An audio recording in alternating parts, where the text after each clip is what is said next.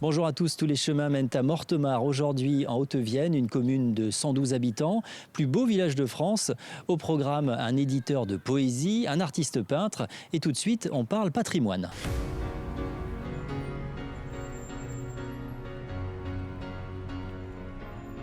Derrière nous, ce beau château, c'est le château des Ducs de Mortemart.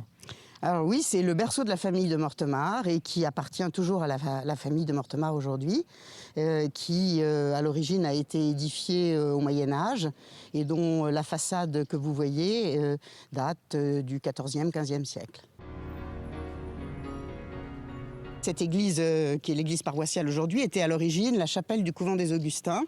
Elle ne disposait pas de clocher, bien entendu. Donc, quand elle est devenue église paroissiale au XVIIIe siècle, il a fallu la munir d'un clocher qui a été installé sur le bâtiment attenant. Mortemart est classé depuis 1983 parmi les plus beaux villages de France, porte ce label.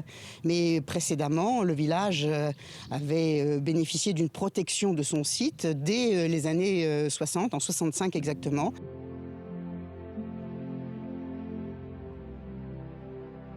Vous nous accueillez ici et près de cette machine là, étonnante qui fonctionne toujours pour imprimer les livres et qui date de quelle époque là? Alors la machine date de fin du 19e siècle. Et c'est une machine qui, au XXIe siècle, a encore son utilité. Vous voyez, on est dans le monde du virtuel, mais ces vieilles machines continuent à sortir des livres. Et c'est un lieu pour moi ici où je me ressource, c'est un lieu de sensation, où il y a des odeurs, du bruit. On va se décaler un petit peu pour montrer un petit peu tous ces livres que vous avez publiés depuis plus de 70 ans. Combien de livres, de recueils de poésie? Alors parce que vous êtes spécialisé dans la poésie. Voilà, on m'a écouté plusieurs centaines, bien entendu. Beaucoup sont épuisés, c'est quand même des petits tirages en poésie. Et maintenant, je ne sors que 3 livres par an.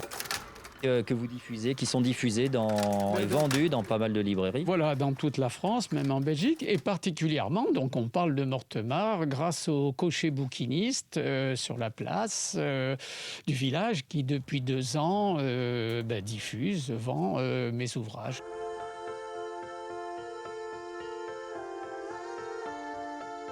Je fais des toiles abstraites et une fois que j'ai joué suffisamment avec mes traces, avec mes couleurs, avec les griffures sur la toile, avec les rythmes, je regarde mes toiles un peu de loin, je les tourne sur les 4 faces et comme je ne veux pas faire d'art abstrait, je cherche des figures.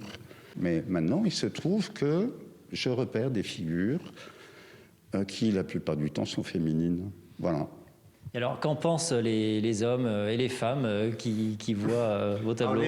Les femmes apprécient assez souvent, plus que les hommes, qui sont peut-être un peu effrayés, je ne sais pas, parce que mes femmes sont assez puissantes.